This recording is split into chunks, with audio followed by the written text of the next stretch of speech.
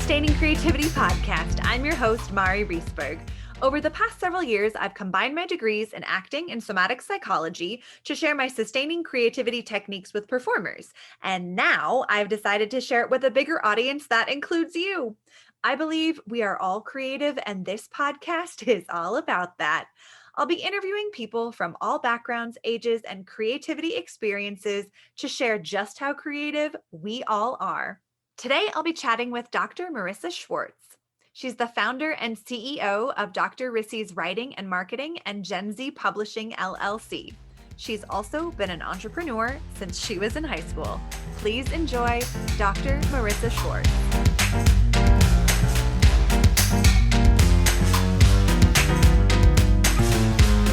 Welcome to the Sustaining Creativity podcast. Today, I'm here with Dr. Morissa Schwartz. She is an entrepreneur and has so many other amazing, wonderful things up her sleeves, which I can't wait to hear about. And welcome to the podcast. Thank you so much. Thank you. I'm excited to be here. Wonderful. Well, before we jump into questions, why don't you take a couple of minutes and let our listeners know a little bit more about who you are and what you do? Sure. Yeah. So I'm Morissa.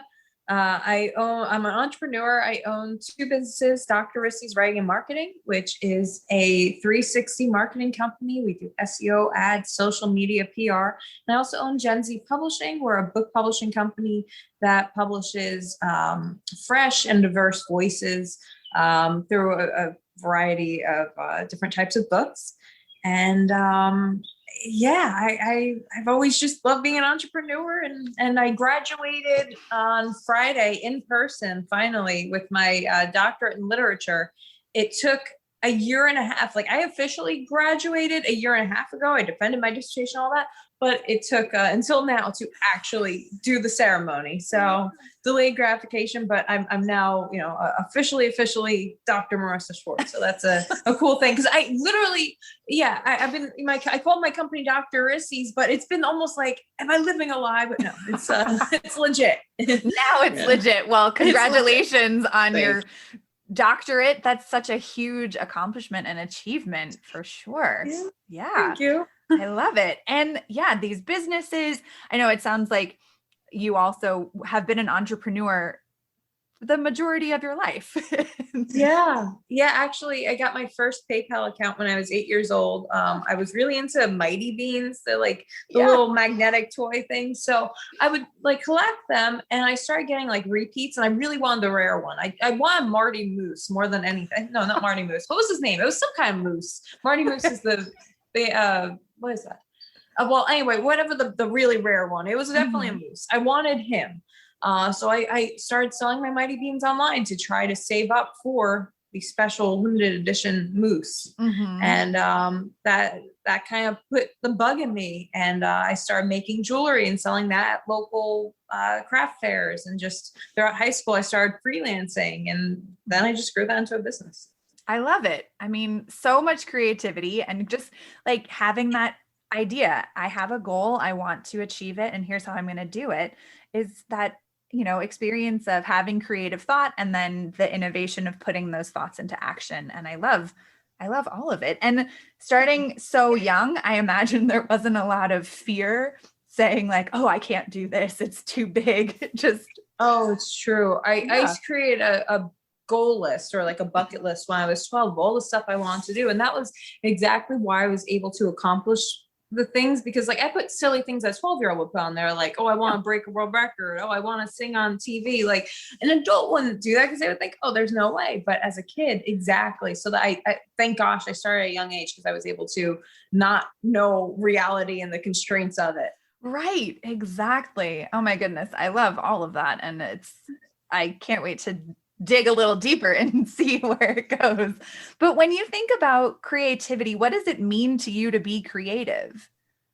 Yeah. So, there are a lot of, I don't know if you've ever heard the theory of 9 different types of intelligences, but the one, I think of creativity almost as a type of intelligence. And what we were talking about before we even started this, what you said, where, everybody has creativity in them. Everybody's creative. It is a muscle that you can train and grow. And I remember the first time I was ever called creative, I went to a science high school, biomedical science academy. And one of my teachers, my English teacher, said to me, "Oh, well, Morissa, you're a creative girl." And I'd never been called creative before that. And it kind of put a little light bulb off my head. I'm like, yeah, I'm creative. I can be different.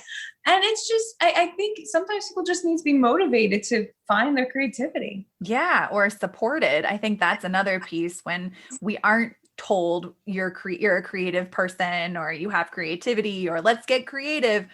It doesn't really come into the forefront of your mind to think, oh, I am creative. This is me being creative. So having that external reinforcer can be really helpful, kind of like your teacher. Yeah, absolutely. I love it. Now, I imagine being an entrepreneur, you have experienced many challenges, just kind of the nature of being an entrepreneur, but how do you face creative challenges? I think of what one of my professors, my nicest professor, something he said to us like the very first day of class. Somebody asked about writer's block and he got kind of annoyed, but jokingly so. And he was like, "Who do you think you are?" And this is he was just like the sweetest professor. So that kind of caught everybody off guard. And he said, "You think you're going to write solid gold every time?" He said, "Writer's block, that's your ego talking. Just get over the ego and just write." And I feel like that's good advice for creativity too. Just try and don't worry about how it comes out. Don't think that you're perfect. Just let whatever comes out, come out and accept it. And I think that's the perfect way to flex that creative muscle. Yeah. And in your own writing, because it sounds like you also write, and doctorate in literature, I imagine you do. When you kind of face those creative hurdles or challenges, how do you move through them? Yeah. Really through just not thinking about it, not thinking it's going to be perfect, realizing it's a process. So, I do, George R.R. Martin kind of put out that there are two types of writers. There are your plotters and your planters. And, they specifically outline every little thing. I'm not that type. I just like to go out there and just write it and then edit it and do all that. So my process is definitely a messy one of just get it out there and then you can clean it up later. Yeah. Nice. I mean, it really sounds like you give yourself permission and freedom to just put it all out there, whatever it is, and not evaluate it in the moment and give yourself that space to really be in that process of writing before I don't know, reevaluating or looking at it, or because I think a lot of people get really caught up in their head around that process of like, I'm writing this paragraph and then I'm rereading it and then I'm dissecting it and then I'm tossing it out. And it sounds like you have a much freer writing experience. Yeah. Oh, definitely. It's like, I don't know.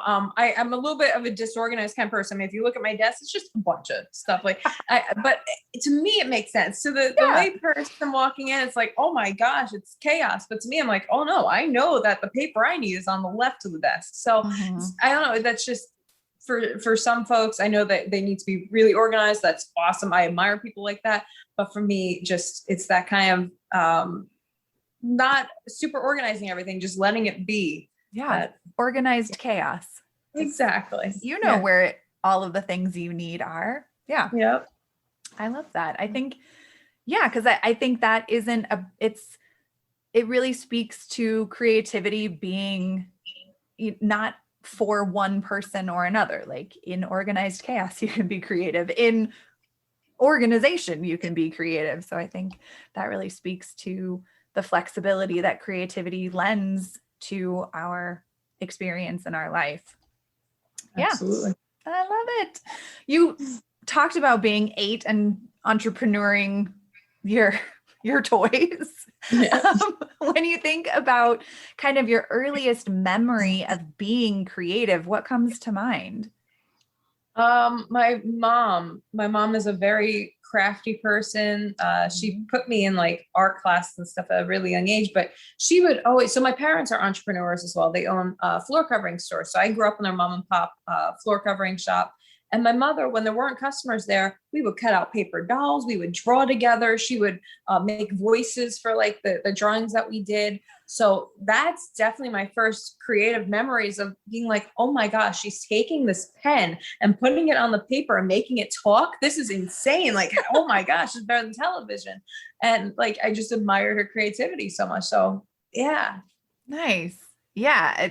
Like, I love those stories where it sparks from, and a lot of people, but the pretend play is such a huge thing for kids. And it sounds like your mom really reinforced that and allowed it to be a part of your life. And, do you feel like your parents encouraged your creativity and were in support of it? Oh, definitely. They were super supportive. They were the type of parents where they would have me try a little bit of everything, see what worked. Like they put me in karate, dance, acro, soccer, just try it, Morissa. If you don't like it, you don't have to keep doing it, but just try it once. And talk about sparking somebody's creativity, because I got such a diverse range of like, oh, you know what? I really enjoyed tennis, but my gosh, I don't want to step on a soccer field ever again. Like that kind of thing, just learning what I liked and what I didn't. And, they would know when to push me. So, when I was doing tap dancing and I was like, oh, I don't know if I'm any good at this. And they were like, just try it for a few more months. Like they would, but then I did the basketball. They're like, you know what? Yeah, you can give it up. You really seem to hate this. So yeah. Nice. That's so great. I love it. Yeah. And I think that ability to support diversity of activity is super important in sparking creativity. When you think of kind of the new things that you try in adult life, what's something you want to try that you haven't yet? Oh, see, I always like to do different stuff. Like I do aerial yoga and I did an animal communications course, like all these weird classes. Like that's definitely an interest. I don't know if there's a specific thing, because when I want to do something, usually I'll find a friend who wants to do it too. I'll be like, let's go do it. Like we did indoor skydiving, like we've done a lot of cool stuff like that. So usually I'll just hear about something and be like, I've never heard of that before, and I'll go and do it. I don't know if there's anything that I'm like, oh my gosh, I need to try that until I hear. So right. Got it. Yeah. Got it. So there isn't like a bucket list. Yeah. Yeah. No, there's definitely stuff I want to do again, but I can't think of anything that I'm like, oh, I want to, that I didn't do. Yeah. Yeah. I love it. I mean, it just sounds like that was really instilled in you from such a young age of trying new things and really kind of that being an adventurer and having that be a big part of your life, because taking creative risk is so important to creativity and, putting yourself out there. I love it. I love all of it. I love aerial yoga. I was a trapeze artist for several years. So that is so cool. Yeah. I discovered it in California. I went to LA and they were doing it on the beach. I was like, this is awesome. I need to try it. And I thought, okay, it's like a California thing. I come back to Jersey and there is a studio literally 3 minutes from my house who offers those classes. And I had to travel all the way to California to find that out. Because I came home and I did a search of like, are there any trapeze or aerial places in Jersey? And sure enough, yeah. Sure enough, it's made its way. It does sound like a very West Coast thing. Mm-hmm. Yeah. But I love that it's out in Jersey. I think that's so great. And that it's so close to your house. I mean, yeah, it is. I love, and aerial yoga is such a fun way to do yoga. And, I think that's another piece of like, we find one thing that we enjoy, like kind of traditional yoga, but then there are so many other forms of it that we can participate in too. And that is even kind of flexing that creative muscle of trying a new version of something that we enjoy too. So true. I'm going to warm Pilates yoga in a few hours because I just like, it's true that the same old, just like doing the same kind of yoga, it gets a little stale. I like to try different, I've done dance yoga, like bar yoga. There's so many forms. So awesome. Yeah. No, I love that there's kind of that inspiration continuing to grow and flourish in your creative life with something that sounds like you really enjoy doing, that foundation of yoga. Yep. Nice. Well, speaking of things that inspire you, when you think about inspiration, do you have, or like who or what inspires you these days? So oh my gosh. My parents have been the biggest inspiration. I mentioned them already. Yeah, I don't know specific, like what I like about now is that there are so many voices. So I'm like a TikTok addict, and I just love seeing the creativity on there. It's like somebody made a TikTok about TikTok being a big party where you can, listen to poetry in one section, hear music in another, watch comedy in another. And it's so true. So I don't know that it's any one particular person. Of course, I have my favorite creators, but I just love seeing such a wide variety of talent and hearing such a diverse group of voices on social media platforms. Nice. Yeah, I really appreciate the diversity you can find on TikTok and Instagram and the connections that you can make being able to, I don't know, like do duets with someone on. Oh, true. That's so cool. I mean, everybody has watched movies and shows since they were like a kid, but you've never been able to actually like be in them and interact with the creators so well. Like it's the coolest thing. I'll see somebody be like, oh my gosh, they're so talented. And you can actually tell them that. Yeah. Cool. Yeah, no, that is really cool. I really like that too, that aspect of the social media connection where you can reach out and, actually have that dialogue with someone about their, whatever they're doing that's potentially sparking you to do something else or giving you motivation or inspiration to try something that they did or are doing. Yeah. Nice. When you think about community, so I imagine being an entrepreneur, there's a lot of different communities that you have. How does your community impact or influence your creativity?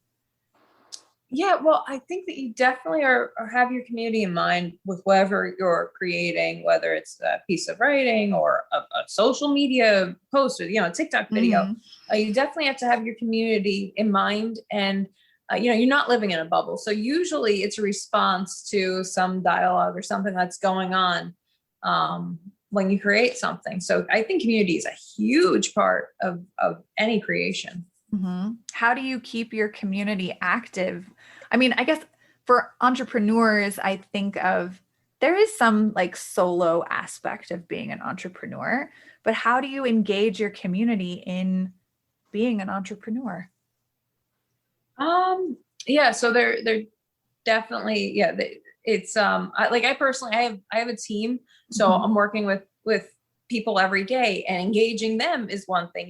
We do like game nights and fun stuff for the team. So we have that aspect of the community. And then we also have clients, we have readers. So it's about engaging them. And I think knowing them well, knowing kind of what they're interested in, writing articles that answer their questions, things like that really help to engage with that audience.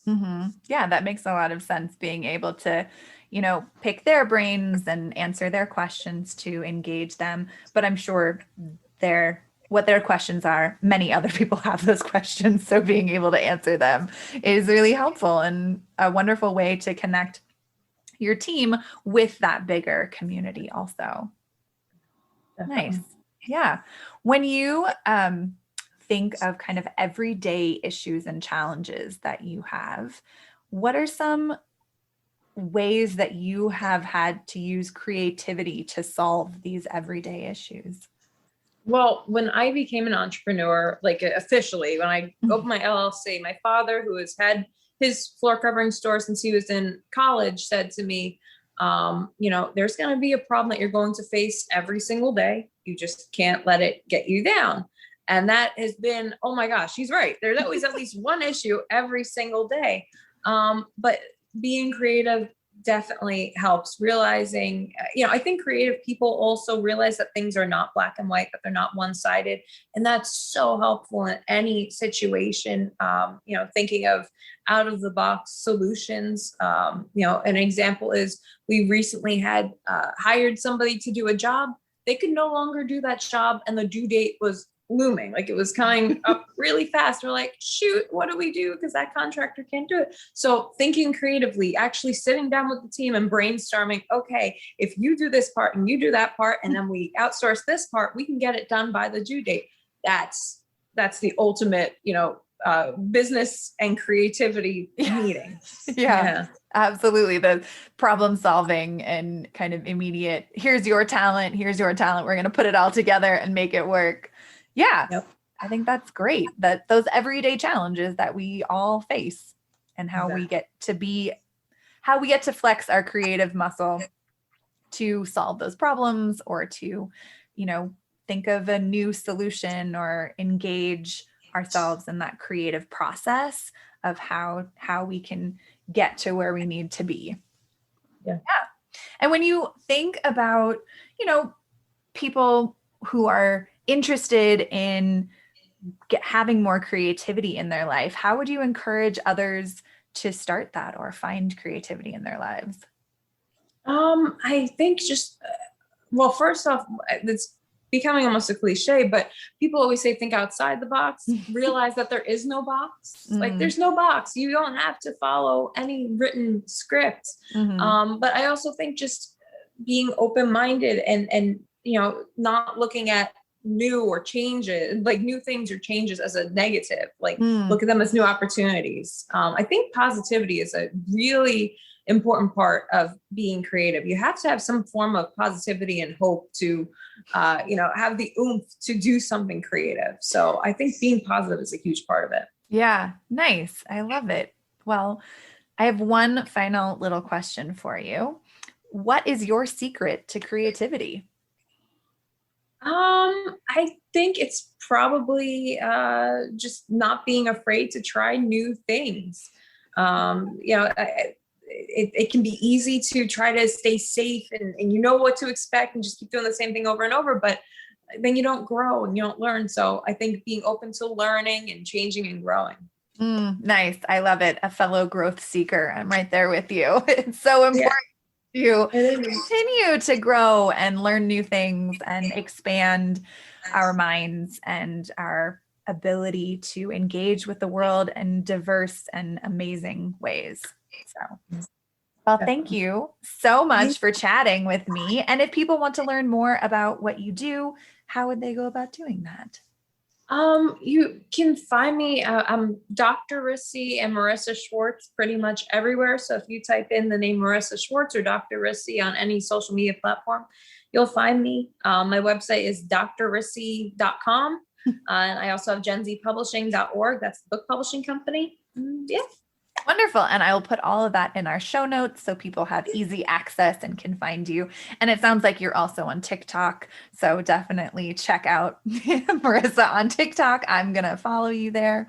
So thank you so much for taking the time to chat with me today. It has been such a treat. Yay, my pleasure. It's been really, really fun. Thank you so much. You're welcome.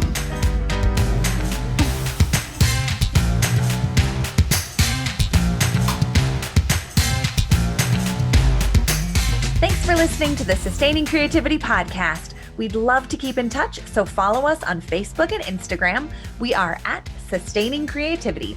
Make sure to subscribe to the podcast wherever you listen to podcasts. Tag your friends and family so they can listen too. We love to hear from you, so leave your reviews, comments, and questions. Check out our website, sustainingcreativity.com, for upcoming offerings and creativity coaching. Tune in Tuesdays for our next episode. And remember, with creativity, anything's possible.